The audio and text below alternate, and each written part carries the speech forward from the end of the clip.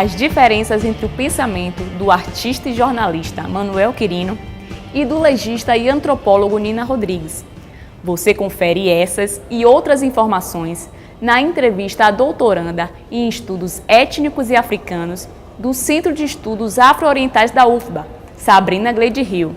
A doutoranda em Estudos Étnicos e Africanos pela Universidade Federal da Bahia, Sabrina Gleide Rio, também participou da 7ª Primavera de Museus promovida pelo Centro de Memória do TRE Bahia.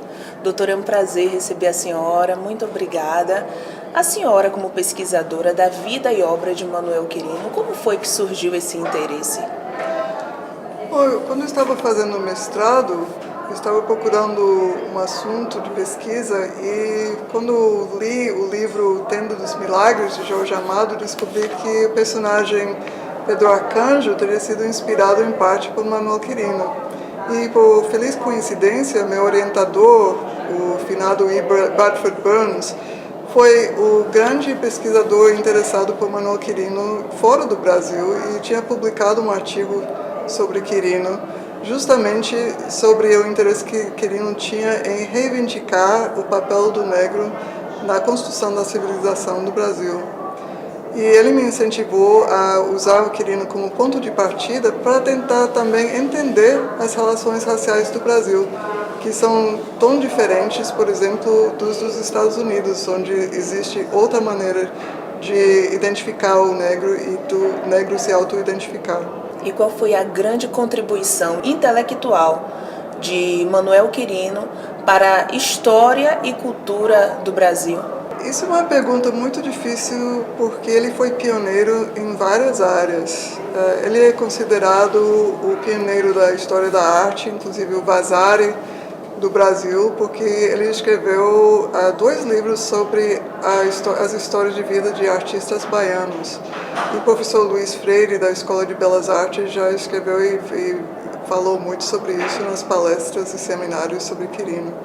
Ele também foi pioneiro sobre a história da culinária da Bahia. Ele foi o primeiro a identificar que a Bahia tinha uma culinária distinta e diferente e escreveu um livro sobre isso, que foi publicado póstumamente, mas que foi um trabalho ao qual ele se dedicou muitos anos. Eu acho que, para mim, pessoalmente, a grande contribuição que ele fez foi de desmentir a grande mentira que o africano veio aqui sem nenhum conhecimento, sem nada para contribuir, que foi apenas fez o trabalho braçal e nada fez para adiantar a civilização brasileira. E lembramos que no tempo dele, pessoas como Nina Rodrigues achavam e escreviam que achavam que o negro fosse um atraso para a civilização brasileira. Então, para mim, isso foi a grande contribuição, de dizer com todas as palavras que o negro não somente veio aqui e fez uma contribuição positiva, como ele até pode ter feito mais que os europeus no sentido de fazer o trabalho que construiu o país, enquanto o europeu literalmente deitou na rede. Ele e Nina Rodrigues foram contemporâneos? Foram. Inclusive, ele cita Nina Rodrigues e diz que ele estava continuando o trabalho dele.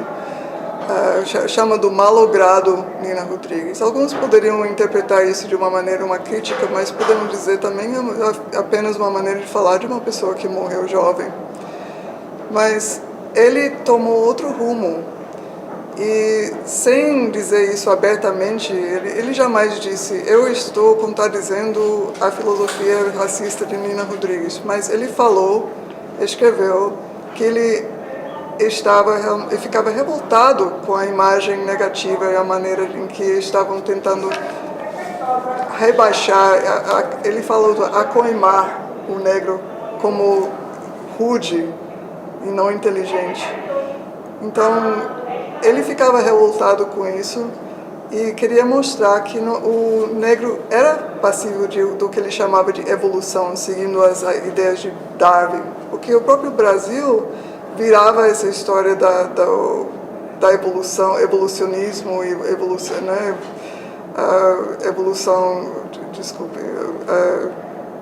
Darwinismo social, invertia de dizer, tá bom, a gente pode estar em um nível diferente de evolução, mas podemos evoluir. E o que precisamos para evoluir? Precisamos de instrução.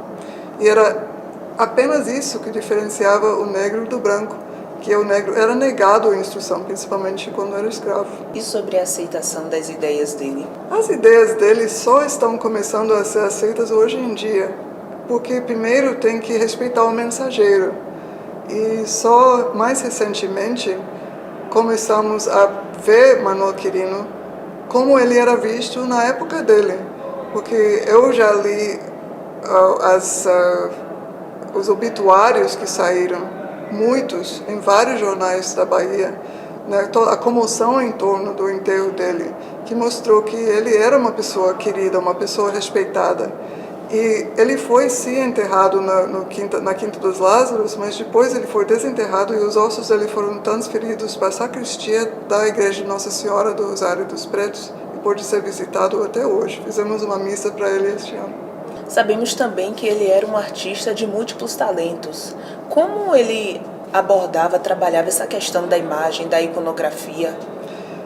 Na questão da imagem, ele abordou de 3 maneiras. Ele usou a própria imagem, inclusive um retrato que, evidentemente, felizmente pela fotografia, sabemos que ele estava presente quando tirada e não foi obra simplesmente imaginada por um artista posteriormente. Então, ele procurou ter uma pose altiva, né, magistral, e essa imagem foi colocada na Galeria de Luzes, no Instituto Geográfico Histórico da Bahia, junto com um retrato de Nina Rodrigues. Só que os 2 retratos depois sumiram, né? Acho que sumiram na década de 60. Até hoje não sabemos o paradeiro delas. E é uma pena, porque quando, por exemplo, o Henry Louis Gates veio aqui fazer um documentário sobre o negro na América Latina, ele teve que ir para a Sociedade de Protetores Desvalidos para encontrar uma foto de Manuel Quirino. E ele sentou embaixo da foto, olhou para cima e começou a comparar Quirino com os grandes historiadores negros dos Estados Unidos, inclusive Carter Woodson e W.E.B. Du Bois.